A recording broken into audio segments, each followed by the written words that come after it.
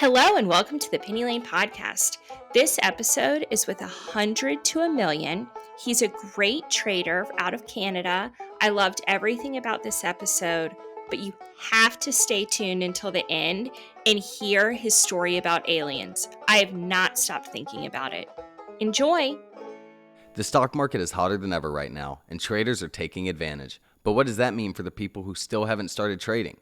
The market can be a little intimidating at first, but you don't have to be alone in the learning experience. We at the Pennies Going in Raw podcast are here to help you. I'm Dan, and with my co-host Hugh Henney, we make the stock market a fun but informative experience for our listeners. We offer knowledge for all levels of traders, from beginners to those who do it full time. On PGIR, we discuss up-to-date news about the stock market and interview other traders who all started out just like us and made it big. You'll hear from Hugh and other multi-millionaire traders, founders and CEOs of companies, FinTwit superstars, and even professional athletes. Have you ever thought about investing your hard-earned cash but don't know where to start? Do you have money just sitting in your savings account collecting dust? We were all there once too. Listen to Pennies Going in Raw on the iHeartRadio app, on Apple Podcast, or wherever you get your podcasts. Hello, 100. Welcome to the Penny Lane podcast. Thank you. Thank you for having me. This is awesome. Well, we're so happy to have you. So where are you? It looks like you're in a city setting. Actually, let me guess. Is it like Chicago? Ooh, Central. Okay. I feel Chicago-ish. Okay. No, I'm actually, I'm up in Canada, in Toronto. Curveball. Yeah, right? Oh my gosh, you know how much I love Canada. Okay. It's my favorite place. Also, Okay. the Four Seasons in Toronto is just the bomb. Way to drop out a 5-star hotel there right at the beginning of the podcast. Sure, I love a good hotel. So Nice. 100 or 100? Because enunciation matters. Honestly, either. 100. It doesn't matter. Whatever rolls off the tongue, nicer. 100. So can I ask, are you from Canada? Yes. Nice. Born and raised. Yeah. I love that.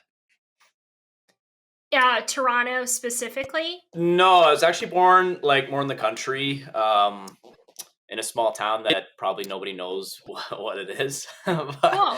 just recently moved here. Yeah. My really good friend has a lake house on Amick is the name of the lake. Okay. Have you ever heard of it? No. You have to go through Toronto, and then it's about a 2.5-hour drive north of Toronto. Okay, got you. Yeah. Okay. What's the country like in Canada? Do you also wear cowboy boots and is there hay barrels everywhere? Oh yeah, baby, lots. Yeah. Lots of cowboy boots. Just the same. Lifted trucks, hay Nice. bales. He's got it. A lot of Luke, You know. Luke Bryan on the radio. Yes, Okay. sir. I also like your processor there. I have one here. Thank you. Yeah, no, this is new. See? I'm loving this. Mine is beautiful. also new. Isn't it so It lights gorgeous? up. It lights up too. I love it. Yeah. Do you game as well, or is that just for trading? No, I did start gaming as well recently. So I'm not good or anything, but I'm trying it out. I'm used to Nintendo and console stuff, so PC's kind of a new world for me. You don't game, right, Blaine? No, but But I do have a gaming keyboard. Let's go. It's super clacky. It's for women gamers, I guess. And then got I mine also have this Razer. Oh yeah. Let's go. What you see this mouse? It's like a $65 mouse. Oh yeah. Yeah. Let's go. jeez, Yeah, I got nothing. Okay. I know. Does this automatically make you a better trader? Is that the difference? Well, that's the theory. It hasn't Yes. panned out for me so far, but I like the clacky keyboard because I can really get angry. It feels with powerful, it. doesn't it? Yeah. You got to walk the walk. It's like Drake and Rolls Royces. It's like at first you just rent them, and then eventually you own them. Yeah. Sure. Yeah. Right. That's what you guys are doing there. Okay, I get it. I approve. Yeah. So you're an options trader. I picked this up today. Yes. Yeah. Options. Have you always been an options trader? No, I actually started in like strictly small caps. Nice. Back in January, right when that was kind of all the rage, and like right before the AMC craze and all that stuff. That's kind of when I started trading. Um, and I used to, I got listening to Rocket Catch and Bob, and I would watch his Twitch streams, kind of trade with those guys before the real ones, Discord and all that came to be. I got super lucky on AMC. I actually took that at $4 and like Nice. 80 cents or something, and sold at 15.50 roughly. So that was awesome. And I didn't know. Did you Go touch ahead, go ahead. Nokia? I didn't touch Nokia. No, I did touch SNDL though. Huge miss. Yeah, Well, right. Just Both kidding. of those are Zach Morris plays. Did you? Is that Yes. where you got him? Yeah. Yeah, big time. Yeah, I was following his call outs. He seemed to be the on fire guy, right? I think he had like Right. 200,000 followers at the time, or maybe less. I'm not sure. Yeah. But yeah, That AMC call was really one for the ages. oh yeah, that was nuts. SNDL though, I found I also traded that, and it was under $1 when I was trading it, and Yeah. I don't do well with the like barcoding. I have zero patience, so I know. SNDL was not for me. But it's a weed company, and Yeah. it's like such a it's such a cheap weed company that I was like, let's go. Like, And it's this Canadian. Yes, Yeah. yes, Let's yes. go. Yes. Is it also listed on a Canadian exchange or no? It's probably on the TSX. I'm not too sure, to be Yeah. honest. But there's probably not enough volume there where you don't trade that. No, I don't really touch TSX and Yeah. stuff like that. Yeah. Got it. All right, sidetrack. My fault. No, that's all good. Yeah, I took SNDL at 75 cents and rode that to. I had it when it was $4. Yeah. But I didn't sell it until it came back down to like $2. Sure. Because I was with a different brokerage at the time, and I couldn't sell in after hours or pre-market. So I think it was in pre-market that it went to $4, if I remember correctly. Was it? I don't remember. Was it Robinhood? No, it's a Canadian company called Wealth Simple. We don't have Robinhood. We don't have Webull. We don't have Thinkorswim. We have kind of like 3 options. You have Quest Trade, Wealth Simple, and who I'm with now, IBKR. Yeah, so I switched over to them after that. Cool. Now you had success on SNDL. You had success on AMC. Did you take the ride with all of us on Wish or no? Yes, I did trade options on Wish. By that time, I was Okay. into options a little more. And I think I rode Wish from like $4 to $6 or something Oh, with nice. calls, which is pretty good. Yeah. And then I didn't really touch it after that. So Cool. I had it at $10 to 12, which is great. right. And then from like 12 to like 8, just was It happens. It happens. yeah, backside of the trade, I guess. Yeah. I don't know. I thought it was going to 69, like everybody thought. Right? Yeah. I did take an L on Wish with very small size. I bought like I forget what it was. It was like $40 calls or something, but I got like 2 of them because they became the brokers made them available, and then people were like, they're making them available for a reason, it's gonna go. And I was like, all right, I'll grab some just in case. Took an L on that though, but that's okay. Cool. $40. Yeah. What did it hit? It hit 30 at least, I think. I don't remember. Oh, I didn't. Did it? Did it? Maybe it didn't. I can probably check. No, I feel like it got to like 13.50. That's my guess for the highest it got. I don't remember. I didn't think it was close, but it could have been. That just seems like, well, I mean, at the time, everything was going 500%, 600%. Yeah. It hit $15 anyway. I pulled it up in the daily there. I see 30s, but I don't know. Right. I don't know what's happening. Okay, so you get started in Atlas, where every person we've interviewed, that's right. That's where you go to learn. It's pretty funny. Yeah, and then now you're in Real Ones. I'm kind of doing my own thing now. I kind of like I'm in a few different Discords and communities, but I've really tried to make like my own sort of community, especially with the Twitch channel, which I think is doing pretty well now. Um, so I've tried to create sort of my own Discord community. Just recently, I opened a Discord. Not a lot of people in there yet. I think I have like 80 people in there, but really been focusing on the Twitch as a nice like partnership with the Twitter. It kind of complements each other, but that's been big for me. Real Ones is great though. I love going in there. They're all in voice and stuff, which is nice. I like voice more than obviously Twitter calls and stuff like that. Voice is more like immediate and kind of fast rather than waiting for someone to type something out, right? So do you have a subscription service? Like for a tool or for anything? Yeah. Do people subscribe to your content? Oh, so for me, yeah. So I don't have an official subscription service, but I do. Obviously, having a Twitch stream, there is a subscription service that is available, but all the content is free. If you're not subscribed, you get ads that are pushed to you, and you can't use them. I have custom emotes that I have an artist render up, and so you get access to those, and it's just a way to support me as a streamer. So that way, I kind of do. But you can also just sit in there for free and just hang out, which is cool. Cool. And then is your Discord free? Yeah, Discord is 100% free. I'm not posting it on Twitter though. So for anyone who watches this, if you want access, I'm only giving it out to people on the Twitch channel to try to promote growth on Twitch because I just enjoy it more. Cool. Really so it's free, but someone Venmos you $500, you'll let them in. Yeah, right. That's right. Yep. Okay. Yeah. Just to be clear. I like to ask, just since like subscription services and Patreons and things like that is such a hot topic right now, I like to go ahead and discuss that. So yeah, I love that topic. Yeah.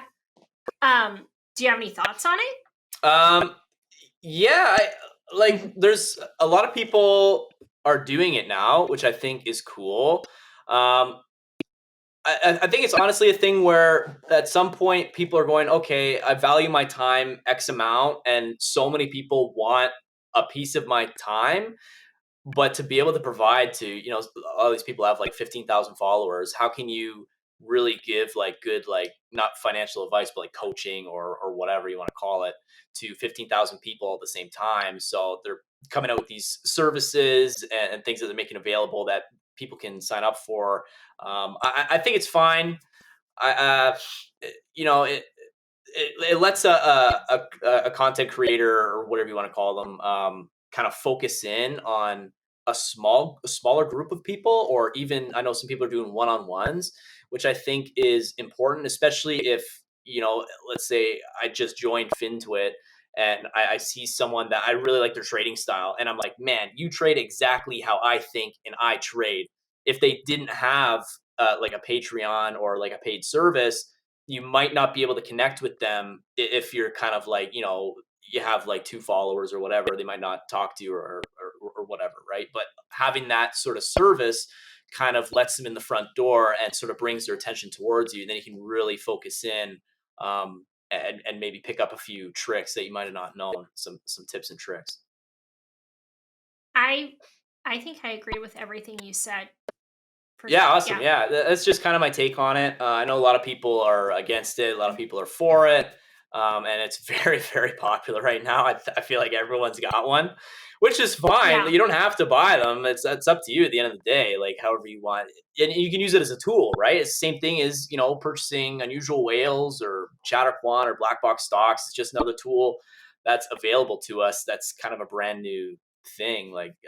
And especially if they have years of experience, maybe it helps you accelerate your trading strategy or your rules and things like that.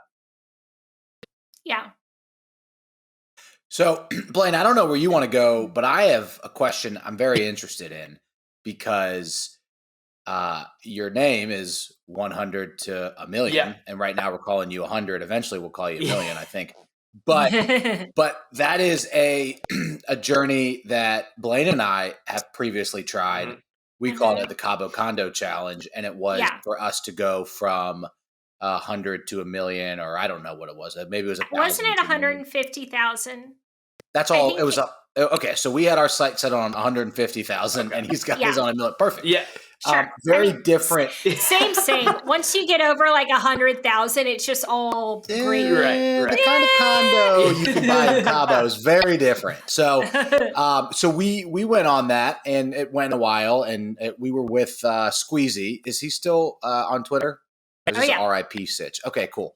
So yeah, he's on Twitter. Okay, great. Love Squeezy, and we tried the Cabo Condo Challenge, and Glenn and I did not find immediate success, and we did not make it to $150,000. But it's the same concept, and I love it. I think it's the most intriguing and exciting and dedicating process that you can do because your goals are plain and simple. So, how did that start for you, and how did you pick the numbers, and where are you now? So yeah, it's kind of funny. My whole Twitter concept sort of, obviously began last year in January. I haven't even been on Twitter for a year yet, which is crazy to me, but it feels like it's been 10 years, but Internet life. Yeah, exactly. No, it began as like kind of like everyone else, probably what you heard before, but just journaling my trades, right? Like I just wanted to post daily P&Ls and how I was doing and kind of just like keep a record.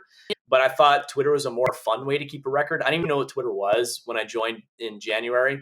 So I thought it'd be a more fun way to kind of keep track of things. And I noticed you could tag like the actual tickers and stuff like that, which I thought was cool that you can't really do elsewhere as far as I know. Like actually, to be honest with you, I started out on Instagram and I moved to Twitter, which I thought was pretty funny because I'd do like hashtag spy or like hashtag Tesla instead of the ticker symbol. And that did okay. I got to like 80 followers or something. And then I switched to Twitter because it's more of a text thing and I didn't have to post a picture because that's something I found really annoying was, just posting graphs on Instagram. So I switched to Twitter. And I came up with the handle as just sort of just like a fun, catchy sort of name. No intention on it being anything other than a concept, but just like to show the drive, I guess you could say. But yeah, when I first signed up, it was 100_1,000,000, which I thought was a funny kind of play on the words. And then I just had literally the numbers in my name, $100 to $1 million. I switched it up recently. But that was my name until this point, just to kind of inspire others as well. If they did see my journey to kind of be like, oh, that's pretty cool. I want to check that out and see what's going on over there. Yeah.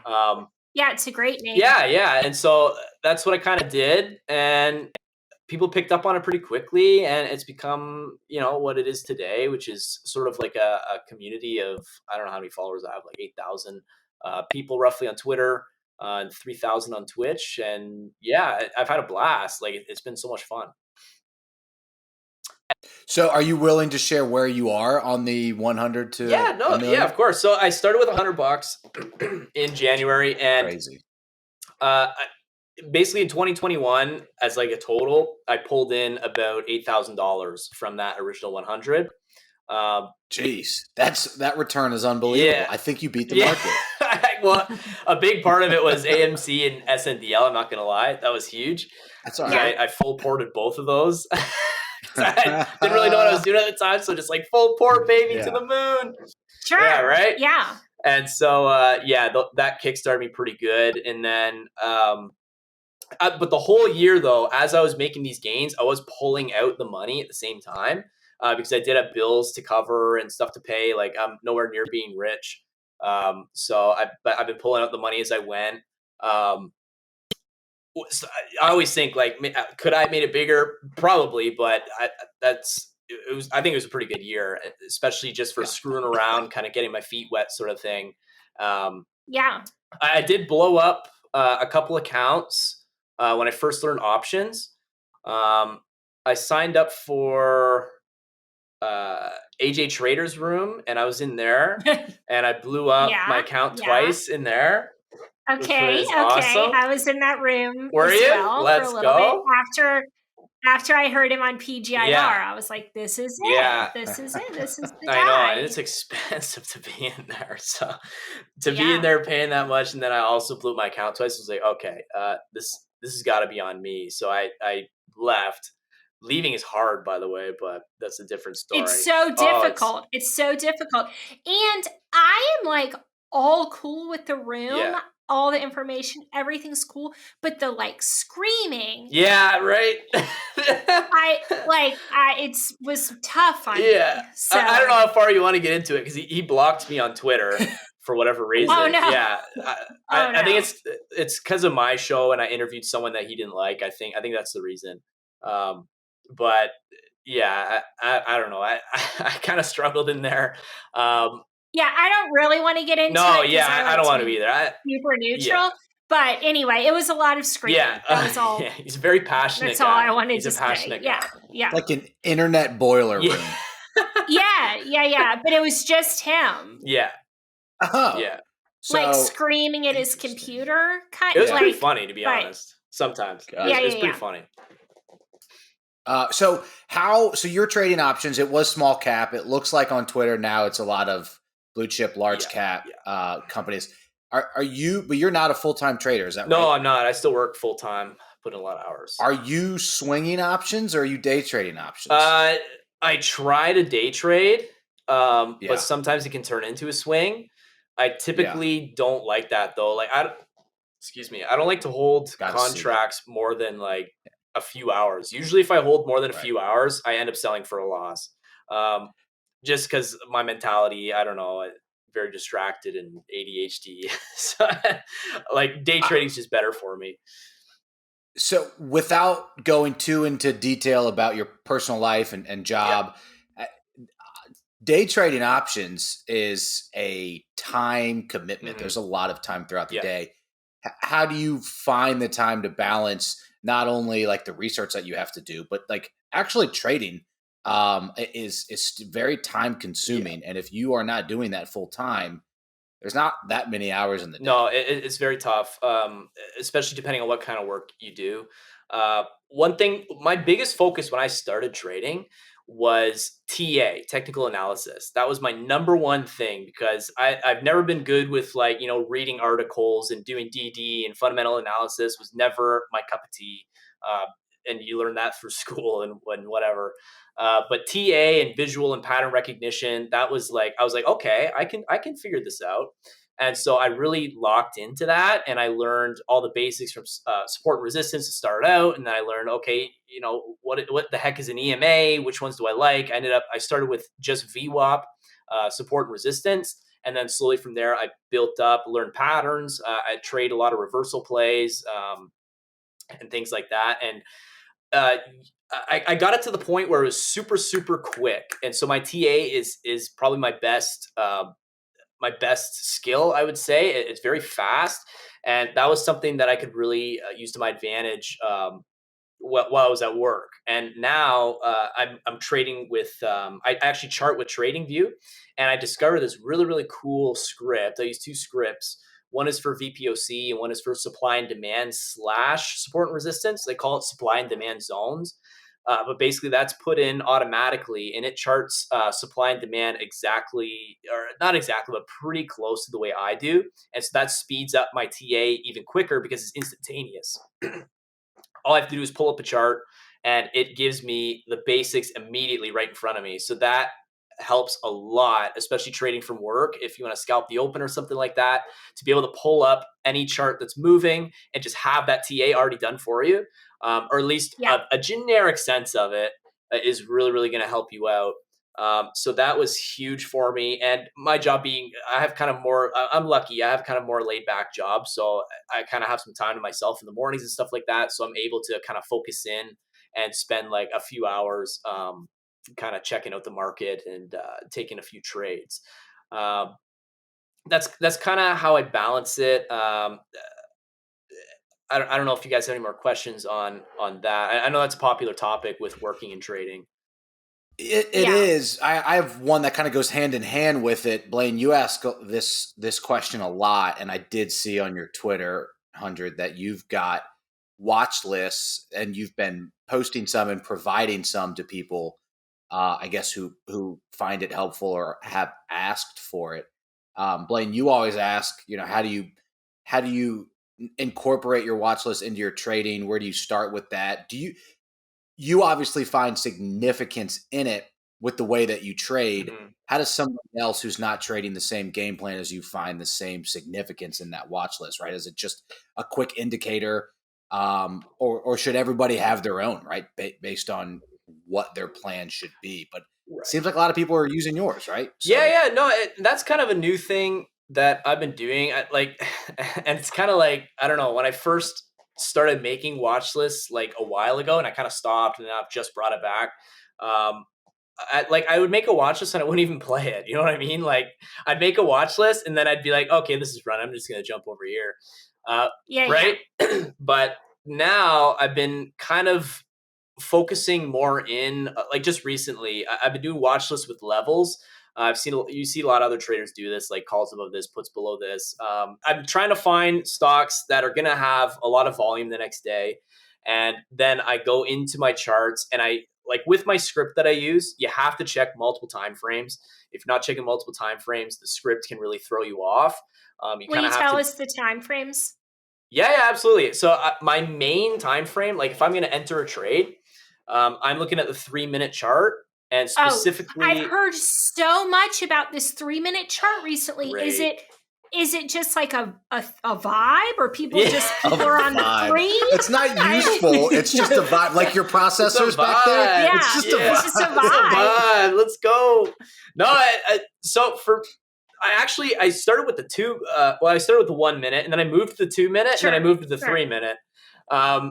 I find the 1 minute was too fast for me. I was getting faked out all the time, especially playing large caps. Horrible. Yeah. And I found the 5 minute. I was just bored. Like I'm just sitting there. Okay. It's slow, and I was just like, this isn't enough for me. I don't know. So I've heard the vogue thing now is a 3-minute chart in the 13 EMA. Okay. I don't. Yeah, I don't use the 13. I use the 20. But sure. Is it just to be different? Seriously. I don't know. I mean, the 3-minute candle. That's the hipster chart. That's what it is. It's right? Yeah. It's the new thing. I'm a big 5 minute, and then, but that, sometimes that's too fast. I got to go 15. Sometimes I got to go 30. So maybe the happy medium's 13? Yeah. What if you traded the 13 and the 13? On Friday the 13th. Okay. I'm just saying the 13 minute on the 13 EMA. Yeah. And that was your whole strat. I know. Yeah. I know. I might do it tomorrow. And then instead of trading long, trade short. Instead of trading short, trade long. And we'll just go with that. That's genius. Why don't you follow up with us on that? See, and let us know how that goes. That'd be great. Yeah, for sure. Apparently on our podcast, it was so long ago, and I've consumed so much information. I didn't know this, but Singles and Doubles told us on our podcast that he uses the 13 EMA, and people have said that back to me recently, like, yo, I listened to the podcast and Singles and Doubles on the 13. I'm on the 13. And then I got these people telling me about the 3. I mean, maybe I figured out. Serious question. Do you think that's like a social experiment from him? Because he's so smart. He's like, let me see if I can get these idiots to follow along to a 13 EMA, and he's done it. And he's really done it. He's done it. And he's laughing. He's laughing. He also listens to every episode. Singles and Doubles, we love you. We don't think you're trying to do any kind of experiment. But if you are, tell us. Yeah, we also need to get you back on for season 3. So I'll be hitting you up. Anyway, Amazing. Irrational exuberance? When it comes to killer wine at drastically low prices, 30 to 70% off retail, and free shipping, we live for that here at Last Bottle Wines. Whether you went long or short on GameStop, you'll need a glass of something terrifically tasty. And we've got the goods. Last Bottle is a daily wine site based in Napa, California. One wine every day at Black Swan event prices. Usually 30 to 70% off. Until poof, it's gone. Whether you're a pound-the-table type, Think ultra crisp, quaffable Sauvignon Blanc, or a dividend aristocrat, Burgundy, or Napa Cab. there simply is no better place to buy wine on the web. And they always have free shipping. Last Bottle has a deal just for Penny Lane listeners. Use promo code PENNY That's PENNY. to save 10% off your next order with Last Bottle. The code is good for one order and one order only, and it expires March 11th, 2022. So head over to lastbottlewines.com today. That's lastbottlewines.com. Amazing. Yeah. So you use the 20 EMA and the Yeah. 3-minute chart. Now, what about the 9 or the 10? No need. No. No, I don't use those. I use the 200 MA. Okay. Not so much on the smaller time frames, but on the larger ones. If I'm going to check the daily or the 4 hour, I'll use those. And then I'm supply and demand trader as well. I love drawing out my Sure. zones and having those zones there. It's a bit better for me than support and resistance, because I find with a support and resistance level, that can fake you out pretty easily, because you'll think that it's breaking, but it's not. And it'll just reject and come back down, and you'll be in a call and be like, okay, well, I'm down 30% all of a sudden in like 2 seconds. That's why I like the zones, because you can see the price consolidate in there, and you're like, okay, it's it's wearing down those supply orders. We could take a move to the upside here. Or vice versa. It's doing like a double bottom thing, and it's not touching on one line, so you don't get stopped out. Like it just drops below, or whatever, right? And stops are another interesting thing too. I don't typically use stops, but what I look for instead is when does this look like a good short for me, or if I'm shorting something, when does this look like a good long for me? And that's when I'll get out. I try to think of a more Interesting. psychological approach. Yeah. When does this become a bearish pattern that someone is going to be like, I'm going to short this right now? That's when I'll be like, okay, I'm done. Yeah. Interesting. Can we go back to zones for just 1 second? Yeah, of course. Do you have those? Like, so is that what people will see from you on Twitch, or do you post any of those charts on TradingView or Twitter? Because that's really interesting. But for me, I don't use them, and I don't really know. I should, but I also would love to see somebody like you using them in action. Yeah, no, of course. I used to, back when I was doing the live trading streams like every day, I was actually drawing them out on every single chart. Now I do that a bit less now, just because of the script. But yeah, I tweet those out all the time. I'm a big fan personally. Obviously, it don't work for everybody. There's no cheat code out here. It's just like anything. Like I see people posting the other day that they don't like options flow, for example. So it has to be something that you like to trade with, and for me, it's worked out pretty nicely. It seems so relevant, especially today. So 2 days ago, I think it was Monday, Blaine, you probably saw it, but IMMX, is that the ticker? It was up like, I don't know, 100% pre-market or something. That was a small cap, right? It's very, very small. I traded that today. Okay. Well, the volume on Monday was humongous, and there was a clear support and resistance that happened over the course of an hour that morning, right? And it was like, if it breaks 8, it's probably going all the way up. Right. And if it doesn't, it's probably going back to like 7 or 750 or something, right? I don't remember exactly. And what happened is it broke 8 for all of less than 10 seconds. 5 minutes. No, it was like 10 seconds. And it went to 860. And there was a couple trades on the level 2 that hit 860. So it blew past 8. And within 10 seconds, it was back at 720. Wow. It was the definition of what you just described, right? Support and resistance. Not only a hard bounce off of it, it went through it, and then it was toast. But if you are looking at it in terms of zones, that's a little different. Justin, it might help you. First of all, your accuracy in those price levels is very impressive. I was trading it. That from memory? Okay. On Monday, I did it from memory, but I was trading it. Gotcha. It went to, the high was, no, this is today. It was Monday. You sure? Okay.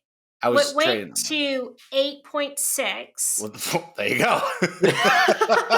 And that, but it went straight back. 8.6, and then it closed today right now it closed at 6. I mean, 50, and then just went to kept going down. 690 in after hours. So like, Yeah. did you see that in your mind?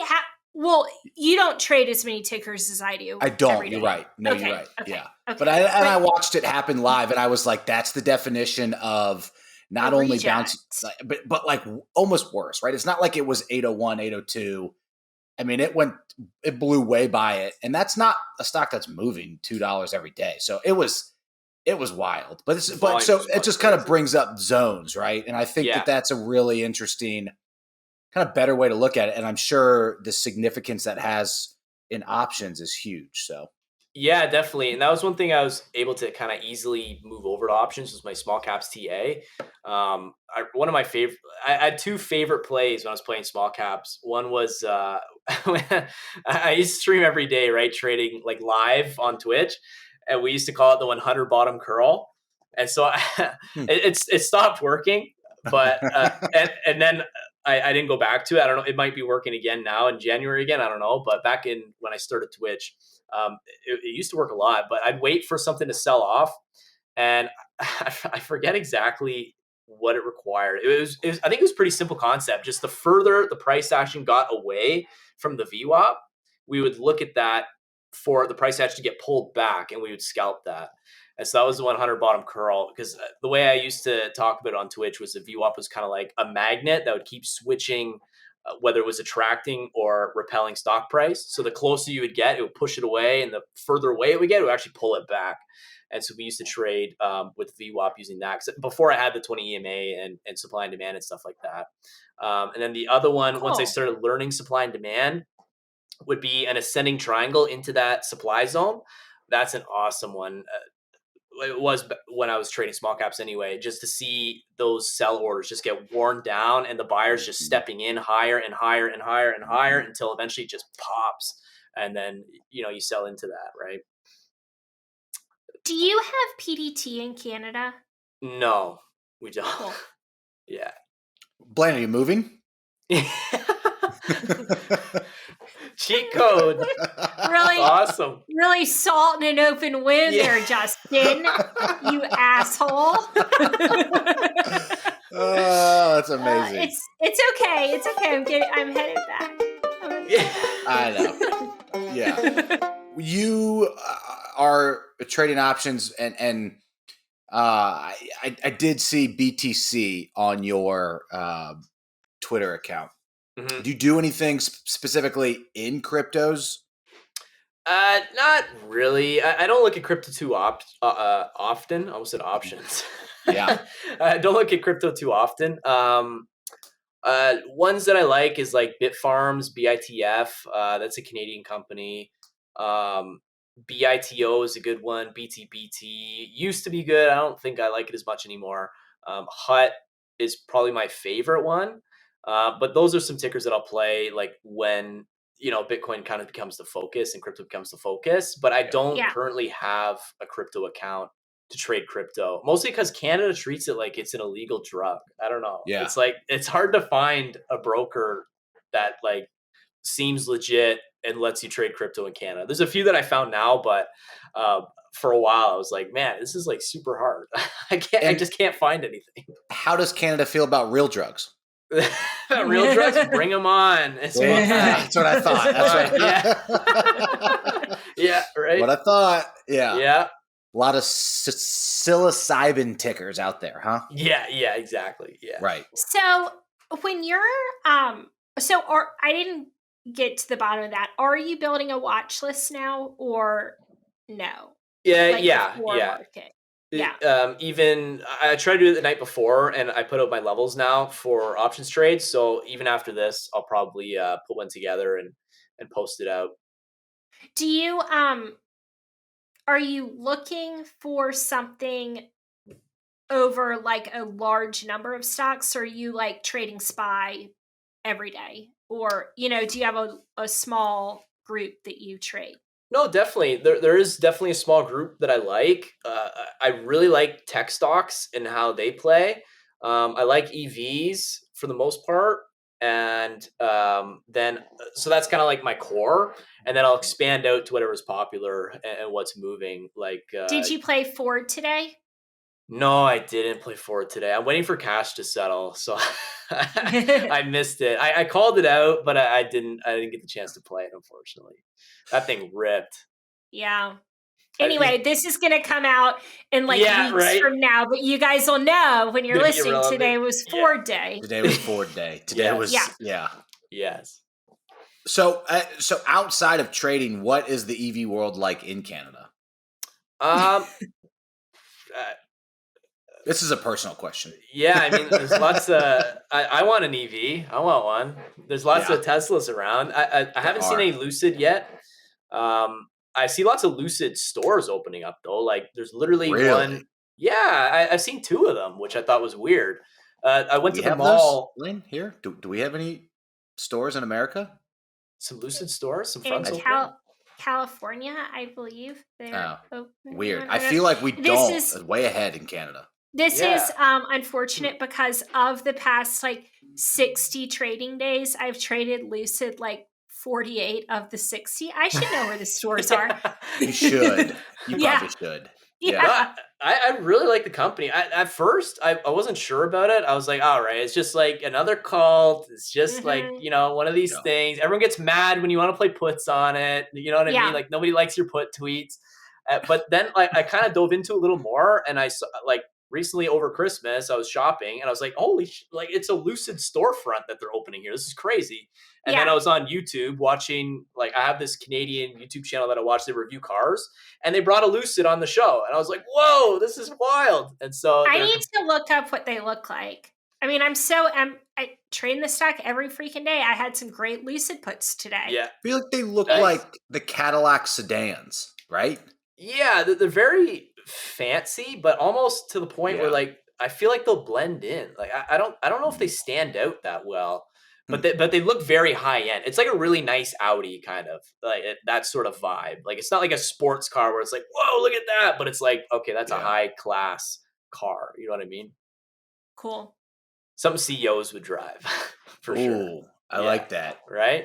Very cool. So I have a random question off the wall. Yeah, hit me. Is that fine, Blaine? Is that cool?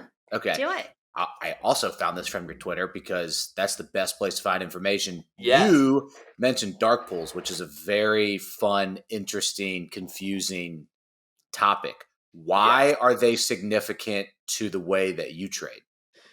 I don't think they're extremely significant to the way I trade, but I think they add confluence to my trades.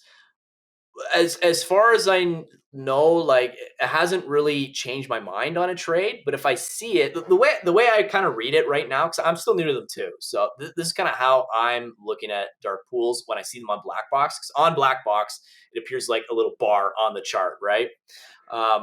If the box is far away from price action, I'll treat it as a support or resistance. But if it is close to price action, I will treat it as confluence, and it could potentially speed up the movement of the stock in that direction. So let's say if the price is at like $20 and a dark pool print comes in at like $21, once that stock price gets to $21, perhaps, we don't know, right? But perhaps those people who put in that dark pool decided that at that point it's very bullish and they buy $180 million of it or whatever. Yeah. That's kind of how I've been playing it, and it seems to work okay. There's a huge one recently with Apple after hours, like $2.4 billion came in or something. I was like, holy crap, man, that's crazy. I mean, who is that? Yeah, right? It was all in a row, just like millions and millions of dollars. Like Qatar or like Russia, like the country? I mean, who is doing that? Yeah. There's so much money. It's insane. I know. Me and Ivan Avalos out on Twitter, we were talking about it live, and we're just laughing. Like, who has this money? Like, what is happening? It's crazy. And, right? And I mean, God, imagine being their broker. That's got to be the best feeling in the world. Yeah. Oh, yeah. I could imagine being their accountant. No, you don't want that job. It's like the best to the worst job right there. Yeah. Interesting. Well, I appreciate the dark pool background. Because it is for sure. It's like there's a lot of connotations associated with it, probably because of the name. But you know, they're not necessarily always bad, but also they don't have to be negative for you, right? You do something with them and make them, you hopefully make that news advantageous to the way that you trade. So it's like, you know, it's not always retail versus, you know, big hedge fund, right? I think I think that's pretty interesting, right? That gives you something and a like a playbook, if you will. So yeah, 100%. And just like any other tool, I mean, it doesn't work for everybody. yeah, a lot of people don't like them. So, I mean, yeah, it is what it is. I like to see them. Doesn't mean I'll play them. Like, yeah. you know what I mean? But it's good to just have them there. Blaine, that was my out of the box question. Sorry. I've got another out of the box thought. Yeah, hit me. I've recently gotten really, really into the word confluence. Yeah, and he said it. Used. And he said it. You just said it. And I love it. Do you know what it means? Like the technical definition? Oh, probably not. Probably not. Technical? What do you think it means? Can I get a place of origin? Yeah. Can I get Can I call a friend here? I think the actual technical definition of the word is so beautiful. But I love the use of it in trading. So just tell me like kind of what you mean. It seems like you mean to like further your thesis. Or Yeah, like exactly. When I say it, it's like, you know, instead of only 3 things making up my decision, I have 8 things. You know what I mean? It's just like having that extra background enforcing that decision or supporting that thesis. That like so they all come together. It, they merge. You're using it perfectly. Yeah. Okay. Yeah. Justin, did you look up the definition? No, I actually did not. But I feel like it's like you're merging, like he said, like you got 8 ideas or reasons and they all merge together to form something, right? It's exactly right. The definition is the junction of 2 rivers, especially rivers of approximately equal width. So I see why you use the term beautiful now. That's why you liked it. Isn't that, doesn't that just like evoke, like, I want to sit there. I feel the breeze coming off the rivers. Yes. Question. If you're not talking about rivers, can you not use the word? That's excellent. Well, I think it must. I think you guys are using it appropriately. I think so too. It was 100, not me, for the record. Yeah, so it's wrong. It was him. It was yeah, 100%. I'll take that. I've heard traders use that term a lot with like when the EMAs get really tight, which is one indicator that I use of like a bigger move is coming, and they'll be like, "Oh, the confluence of the EMAs." So then I had to look up what confluence meant, and I was like, done. Yeah. I mean, I like love. Is it just a more eloquent term in that instance of like consolidation? I mean, that's kind of what you're also just like the rivers are consolidating. Kind of, yeah. Just not as pretty. Yeah. Right.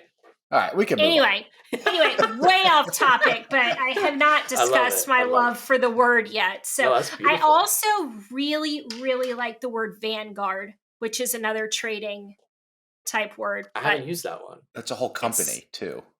Oh yeah, it is. Right, but it is a term. Yeah. Right? It is. Yeah. You could confuse people by whether or not you're talking about the money management. But whatever. All right. Anyway, whatever. Okay, so talk to me about your favorite contracts. Do you have one that you buy over and over and over if you're taking a call or a put that like that's just what you buy, or do you actually pick one based on what's happening? Like as far as out of the money in time? Yeah, so I played around with that a lot this year, being new to options. And I've kind of changed my opinion on that more recently. I think to buy time or to buy in the money is pretty much always better. And the further you buy outside of the money or with less time on it, you have to be more confident in that move, and it will pay more potentially. But it can also just stay flat, because I had a lot of trades where I would guess the move perfectly, but because of the contract that I purchased, I'd be red on the trade or I'd be flat and I'd sell for a loss.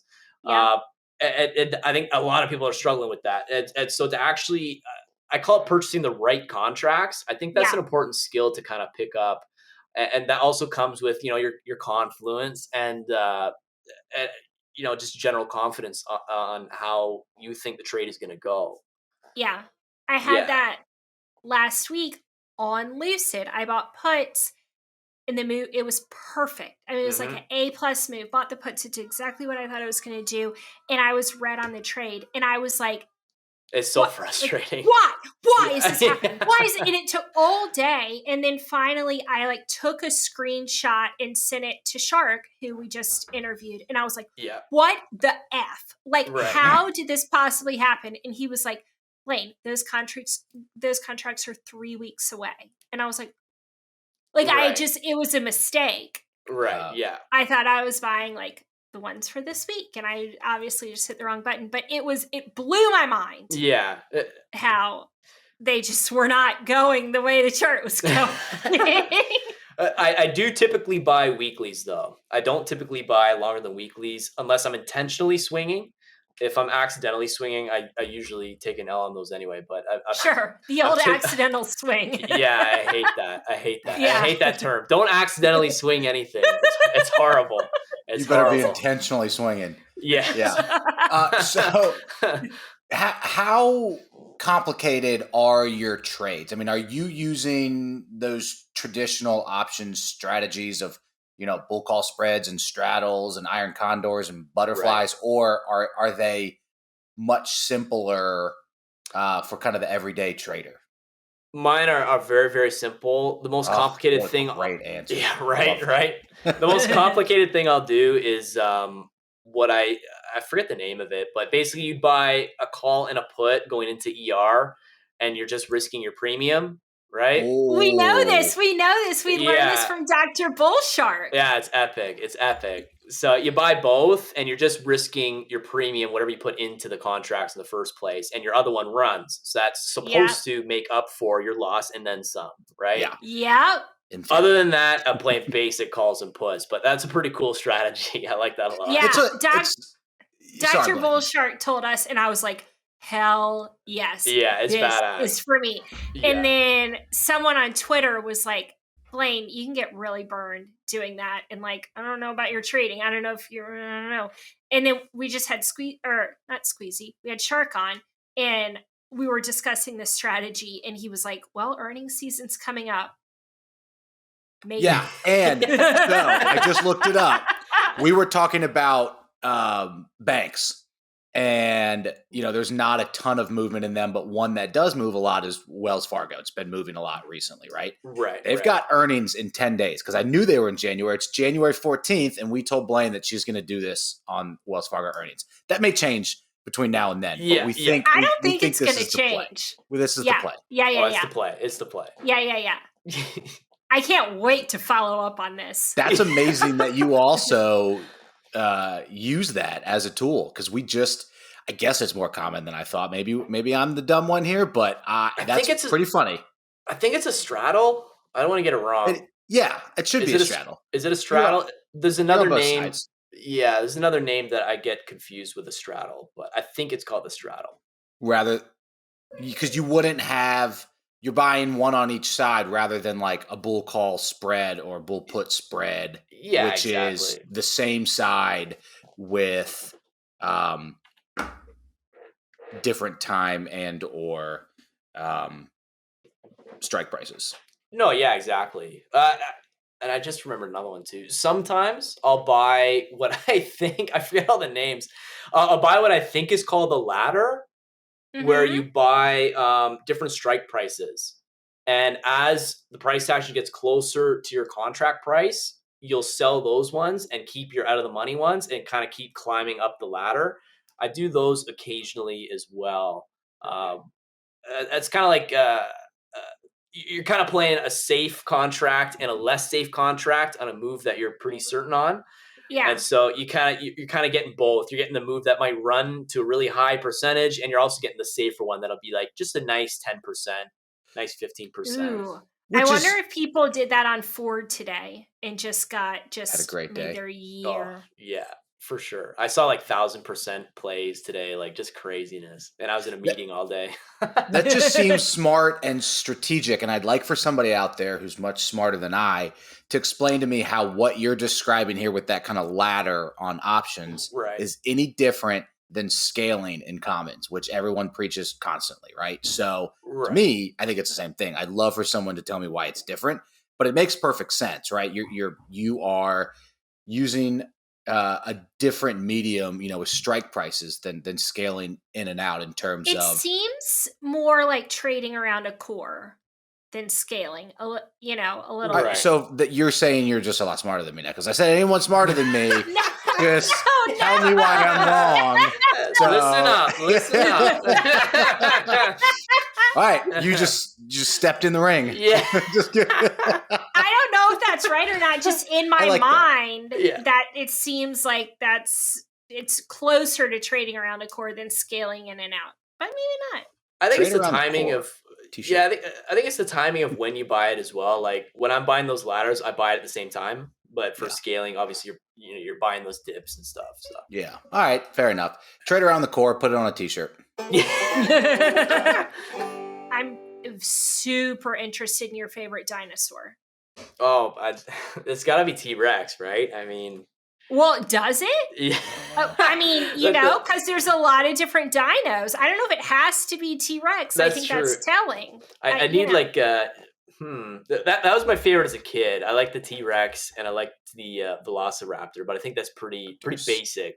You know what I'm saying? Yeah. But like also angry. Aggressive. Very angry. Yeah. You're an angry guy. Yeah. There's a lot here. There's a lot. Like, how about a brontosaurus? Right. Or a stegosaurus? No peaceful dinosaurs here. The one with the really long neck. Yeah. Brontosaurus. Yeah, I think. Yeah.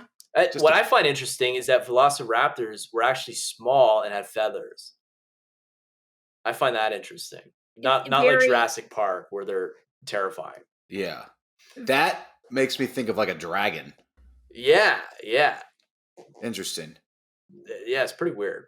Are you a paleontologist? When I was a kid, I thought so. But no. Nice. Okay. Like Ross from Friends. Well, I mean, let's be clear, Blaine. That's the only reason I know that term. Do you have any ghost stories? That's a great question. I not in like my experience. I got one, I guess. Excuse me, voice crack. It's not mine though. I'll tell it from the point. So I guess like my dad's mom visited me when I was a baby, allegedly. So they used to see like her shadow around the house. It was my dad's mother, right? She passed away, and then they had me, and so they would see like just like her shadow, or like a woman in a white dress, like your classic ghost stuff. And then one night, she, I guess, walked down the hallway towards my room, and I started laughing and carrying on in like my crib, and then they checked on me, and I was tucked in like perfectly, and then they never saw her after that. So I like to think that was her like kind of seeing that her son had a family, and then passing on. First of all, hell yeah, that's a ghost story. And right? It's pretty cool, right? Really cool. Yeah. Really cool. I like that. Yeah, that. Whew, I was a ghost I hunter baby. Like that. Justin, do you believe in ghosts? I don't know. I've never had an experience. I don't know. I'm like I don't know. Yeah. It's not that I don't. It's just not that I do. I don't know. I don't. I have a story that you might even want to cut it out, but it's super creepy. It's super creepy, but it's not ghosts. I think it was a night terror, right? Oh, or not a night terror. Sleep paralysis. Have you guys had that before? Sleep paralysis? Once, I think. Once, it's yeah. Horrible. I've had it twice. One was super peaceful. I literally like I woke up, but I couldn't move my body. But there was just sun coming in my room, and I was just frozen in bed, just like staring at my wall. as if I was just getting up, but I had no Mhm. control over my body. But I was Oh. breathing normally. It's super weird. It's like you just can't move. Like you're just like frozen. It's very strange. And to get out of it, you kind of like wiggle your toes, and then it kind of wakes up your body. Yeah. I sound like a crazy person. No, that's a But real clearly, thing. there's a name for it, so it's not. Yeah. it's a Yeah, thing, yeah, but- right. So I had a really horrible experience with that as well. It might have been because I was going through a phase with I was really into like extraterrestrials at the time, and so I'd be watching all these shows and these documentaries and stuff, and I was in bed and I woke up in the middle of the night and I couldn't move. And it was the same thing, but the room was pitch black. And I just saw like the moonlight come into my window. And then that light coming in my window, as I'm sitting there frozen, I can't move. I'm just looking around. That light gets brighter and brighter and brighter until the whole room is like just a pitch white. I can't see anything. The light collapses. And then right pressed up against the side of my bed is this like humanoid male figure just like right up against my side, just standing there. And I can't make him out. He's just like a black figure. And now I sound really crazy. But and so and I'm still frozen. I can't move. He lifts his arm out over my body. And then I feel like there's no other way to describe it other than like an energy just leaving my body, starting from my feet and kind of coming up my body. And That's a Dementor. Yeah, right. And I got the Harry Potter glasses too. That's what that is. Yeah, and so he's holding his hand over. I feel this like leaving my body, and it's coming up closer towards my neck. It gets to my shoulders, and then all of a sudden the light pours back in my room, gets really bright. It's white again, and then it collapses. He's gone, and I can move again. And it was so trippy, dude. I don't know if I got abducted or what happened, but I write it off to sleep paralysis. It's the creepiest story. How long ago? This was years ago. I was like in high school. This would have been like 10 years ago. Dang. Yeah. Whoa. Isn't that wild? If people make it to this point in the podcast, you're going to see them on Twitter. They're going to write to you, and they're going to be like, sure. I've had this happen to me, Yes. or that happened to me. Yes. Like, Bring you're them gonna have on. Yeah. So Yeah. I have also recently gotten into a little bit of a alien type documentary situation, and that energy thing really hits. Yeah. Yeah, that's what they say It's about weird. aliens. Like, Is it's an energy feel, or that's how they communicate with you. They just Right. like send the energy in your brain. it was trippy. The only thing I can relate it to in real life was when I was put out in an IV. And it kind of felt like that. Where like, I don't know why I had the IV done to have surgery done on my hand.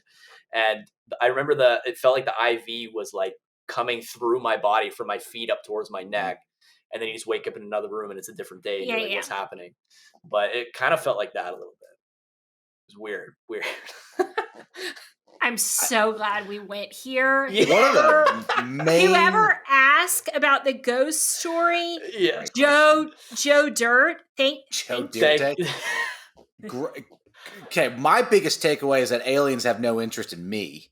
Right. Yeah. I don't have anything to offer, apparently, but the two of you... Yeah, no. Well, no, I've never had an alien experience. I just watch a lot of documentaries. Oh, yeah. God. I have had a ghost experience, thank God. You're a fan. I wanted one so badly. A ghost Finally experience? got one. Yeah. Yeah, it's pretty weird. It's pretty weird. Yeah. Good question. Yeah. Yeah. Great Solid question. Thank you. I think we might want to end it there. That's It a good was so place to good. end. Yeah, It was so sure. good. Yeah, right? I mean, it was so good. that story I mean- usually knocks them dead. It's a pretty crazy one. It's leaves you with your hair standing up. Like, it's just creepy. Yeah. I hate Yeah. even telling it. Like, it just, like, I get the same, like, chills. Well, you obviously the light thing you had, it's very burned in there. So yeah. Oh, yeah. yeah. It's super creepy. And this will now be a regular segment on the Penny Lane podcast. Perfect. The 100 I like alien that. segment. Okay. Okay, that's it. All right. Well, 100, you're a delight. This Yeah, of course. hour Yeah. flew This is a lot of fun, guys, honestly. past. I'm going to need you to try out the 3-minute and the 13 EMA Yes. with your money, not mine. Yes, I'll get back Let to me you. know how it goes. With only out of the money 0 DTEs. Yes. And- That's the only way to live. Yeah. And we'll see you on Wells Fargo earning day. Yeah. That's right. All right. Thank you, Well, thank 100. you so much. Of course, guys. This was so much fun. It was so much fun. I hope you'll come back. Season Absolutely, 4. yeah. Trying to absolutely. manifest it. Oh, my right. show's only on season 2. Sheesh. Well, I mean, we do a lot of episodes. Yeah, so. that's awesome. Yeah. All I love it. right. Thanks, you. Man. Hi, guys. Happy Valentine's Day season. I wanted to do a plug for Last Bottle Wines, our sponsor. Now, wouldn't it be great to get your significant other a bottle of wine that's very expensive but half the cost? They would be so impressed. Download the app, check out their daily wine selection, and go ahead and buy a bottle for Valentine's Day. A lot of my trader friends have already done it, and I can't wait to hear how excited their partner is. Use code PENNY until March 1st for a one-time 10% off on your order. Thank you to our producer Joel Edwards and Chesley Lowe for the banjo music. Please like, subscribe, and share this on social media. We appreciate you guys. By accessing this podcast, you acknowledge that the Penny Lane podcast makes no warranty, guarantee, or representation as to the accuracy or sufficiency of the information featured in this podcast. The information, opinions, and recommendations presented in this podcast are for general information only, and any reliance on the information provided in this podcast is done at your own risk. This podcast should not be considered professional or financial advice. Unless specifically stated otherwise, the Penny Lane podcast does not endorse, approve, recommend, or certify any information, product, process, service, or organization presented or mentioned in this podcast. And information from this podcast should not be referenced in any way to imply such approval or endorsement. The third-party materials or content of any third-party site referenced in this podcast do not necessarily reflect the opinions, standards, or policies of the Penny Lane podcast. The Penny Lane podcast assumes no responsibility or liability for the accuracy or completeness of the content contained in third-party materials or on third-party sites referenced in this podcast, or the compliance with applicable laws of such materials and/or links referenced herein.